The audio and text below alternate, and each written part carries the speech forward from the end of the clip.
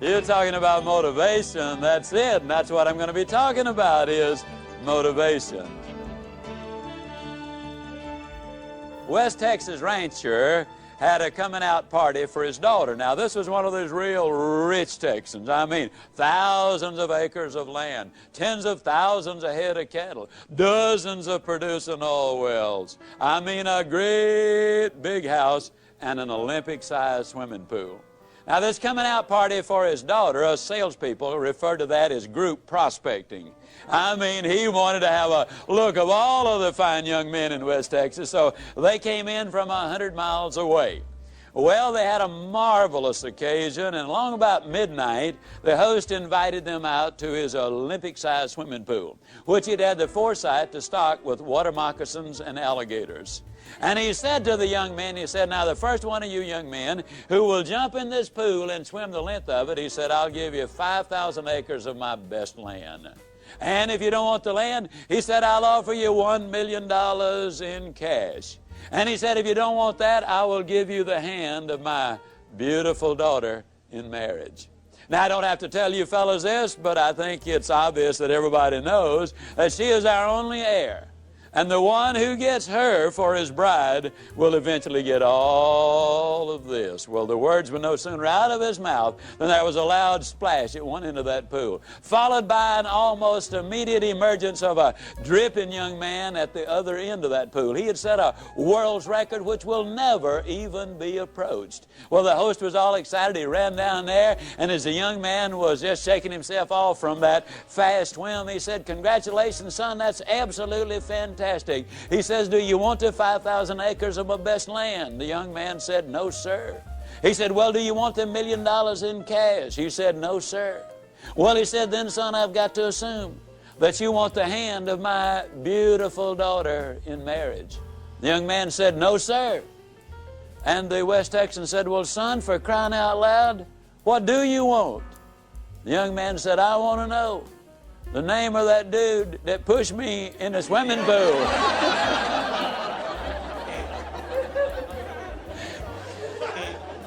Now, I think we'll all agree that he was motivated. But I think we'll also agree that most people are confused about motivation. One of the favorite questions the media often ask me is, Mr. Ziglar, now you're going to do this 4-hour seminar. Yep, that's right. And you're going to get the people all motivated. I said, I sure hope so. That's what management brings me in for. Well, let me ask you a question, Mr. Ziglar. Where will these people be a month from now, 6 months from now? In other words, Mr. Ziglar, tell me, is motivation permanent? Well, I got to look at you folks and say, no, motivation is not permanent.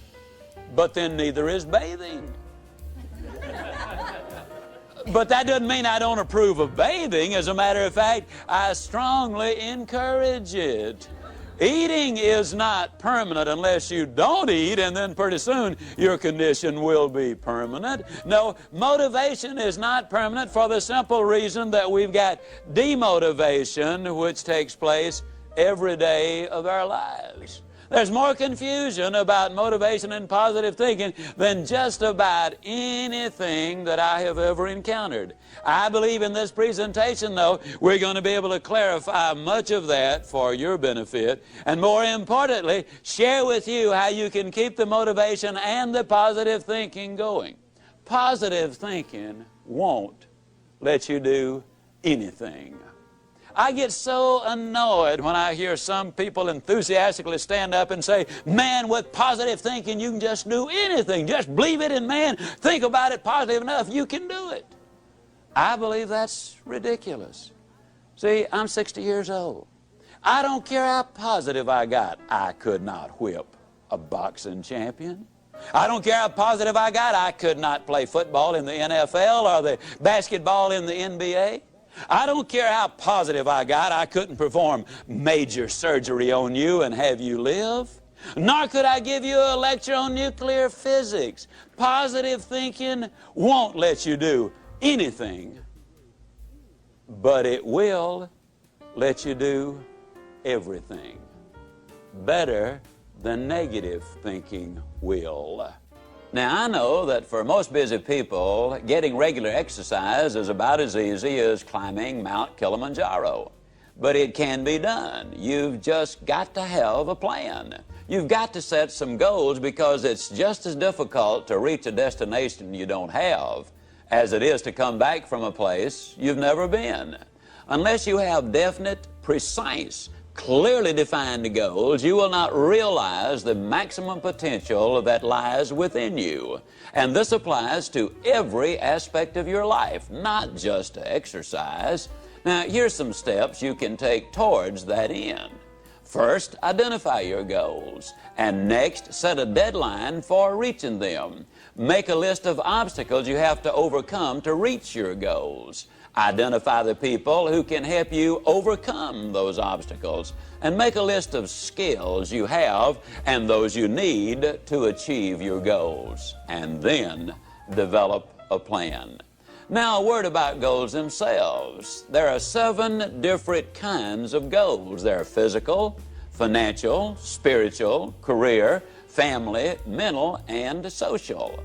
And these 7 types of goals share several characteristics. First, to be effective, they must effect change. We must have some big goals, because thinking big creates the excitement necessary for accomplishment. Second, you must have some long-range goals so that short-range frustrations don't stop you in your tracks. Occasionally, circumstances do arise that are beyond your control, and oftentimes, obstacles such as market changes, sickness, accidents, or family problems can be pretty intimidating. But by keeping your eye on the prize, you will find that the excitement of winning that prize will carry you through the tough times. Third, if you don't have daily objectives, you qualify as a dreamer and not as a doer. Dreamers are fine, provided they build foundations under their dreams by working daily towards them.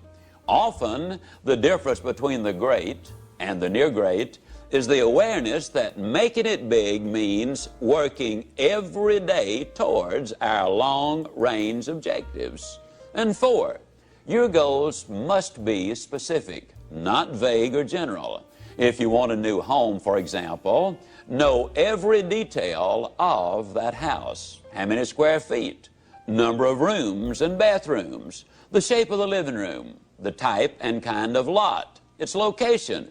If it's a car you're dreaming about, picture the make, the model, the color, and every option you want it to have. You see, if you want to reach your goal, you must see it, be able to smell, to touch, and to taste it. Know how it looks and what it feels like in your own mind. Before you can reach that goal, you see, it is true that whether you think you can or think you can't, you are generally right.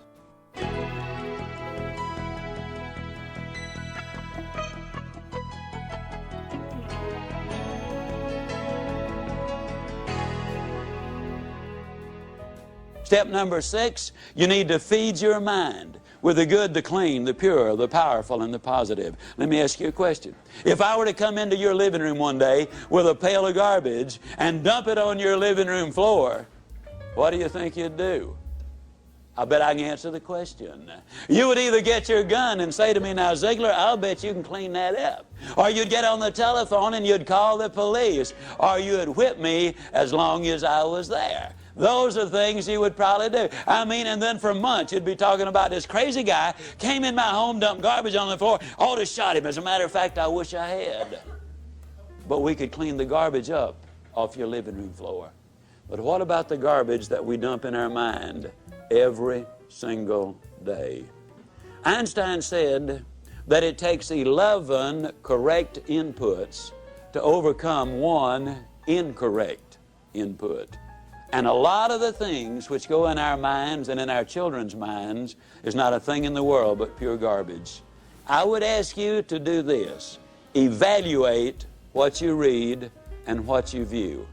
Evaluate it in this light. Will this really help me to accomplish my objectives in life? Or is this going to be a deterrent to me accomplishing my objectives in life? Remember, you're what you are and where you are because of what's gone into your mind. And you can change what you are, you can change where you are by changing what goes into your mind. Now, as you probably suspect, I'm an absolute enthusiast about the cassette recorder. I believe it's the most fascinating educational tool that we have in our country. I was a visiting scholar for the University of Southern California for 2 years. One of the things they discovered was that if you live in a metropolitan area and drive 12,000 miles a year, that in 3 years' time you can acquire the equivalent of 2 years of college education. You can learn virtually anything you want to know about finances, foreign languages, the Bible, how to set goals, how to close sales, how to plan your life. You can learn so many things while you're there in your car. Feed your mind. Second thing I would encourage you to do is start reading something good every day. Did you know if you read 20 minutes a day and you're an average reader, that at the end of the year you will have read 20 200-page books, and that the average American only reads one good book a year? Think of what an advantage that will give you over the competition in whatever field you're in. Now, who does these things? Well, Mary Kay Ash of Mary Kay Cosmetics told me that she would never get in her car without a cassette that she could listen to while she was going somewhere. H.L. Hunt, worth $3 billion at his death, listened to cassette recordings until after he was 80 years old. Wallace Johnson, one of the co-founders of Holiday Inns International, over 80 years old, tells me he listens every day and reads at least 2 good books every month. Alan Bean, one of the astronauts who walked on the moon, told me that the astronauts on their way to the moon and back, and please understand, these people have the best self-images, the most clearly defined goals, the most positive mental attitude. They're the most confident, competent people as a group maybe that our country has. But these people were listening to motivational recordings on their way to the moon and back. And what a delight it is for me to be able to say that some of the recordings they were listening to were fantastic.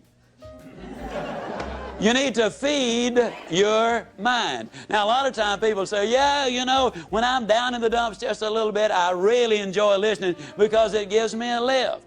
Well, I'm glad to hear that, but let me give you the most surprising news maybe you've ever heard. It's good to listen when you're down. But, folks, the ideal time to listen is when you're sky high. Let me tell you why. When you're down, sometimes you grab at straws, and sometimes you grab the wrong straw. Also, a lot of times, and here's the real benefit to listening, it triggers your imagination, stirs up all of the stored information which you already have in your mind, and a lot of the good ideas then come forth. But if you're too down to accept them, then you turn away the very best ideas of all. Listen when you're up. And then with those endorphins popping, and they do pop as a result of listening to good motivational recordings, when you listen then and new ideas pop in your mind, it generates even more excitement. Here's what we've discovered. You need to listen at least 16 times to get the complete message. That's the reason I say listen to this over 16 times, because you will get all of it then. It will become a part of you. Let me say it again. You probably have been in the process of making decisions right now. As you listen, you will make those decisions. But as you listen over and over, the decision changes to commitment. And once you've made the commitment, then you will seek the training which will make the difference, because that means behavior changes. And when you change behavior, then you start developing winning habits. And that's what this is really all about. Step number 7, if you want to build a winning attitude, you need to take time, and this is probably going to surprise you based on what you've heard me say so far, but you need to take time to be quiet. You know, the average American sleeps 30 minutes too late every day. And when that opportunity clock does sound off, they hit the floor, I mean, in a dead run. They scoot past the kiddies' room on the way to the kitchen. They bang on the door, and they say, "Get up, kids, we got to go to school." And I don't have to tell you again, we were late yesterday morning. Don't want it to happen again. And they scoot on back to the kitchen. They plug in the coffee maker and the toaster. And on the way back by the kids' room, they bang again. Now, what I tell you, not going to have to tell you again. They scoot in, they get dressed real fast. You know, they shave and apply their makeup. And by then, the kids are up. They rustle them into the den, and they set a bowl of cereal in front of them, turn the television set on, running their mind and their body all at the same time. They gulp their breakfast down. They hop in their car, and woe be to that person who dares to pull in on them when they've got the traffic jump on them. I mean, it will be too bad for them if they do. They hustle down, they drop their kids out, they rush on down to their work, and they're busy all day, and in the evening they come home and repeat that process, and by the time they get ready for bed, after watching 3.5 hours of television, they are exhausted.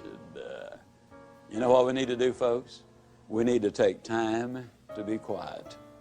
You need to do it at least 4 or 5 times a week. A lot of people say, "Well, that guy keeps talking about time for this and time for that. I don't have time for all of these things." Let me tell you how you can create an extra 3 hours every day of your life, guaranteed. Get your TV guide out on Sunday afternoon and look at the shows that you really want to see.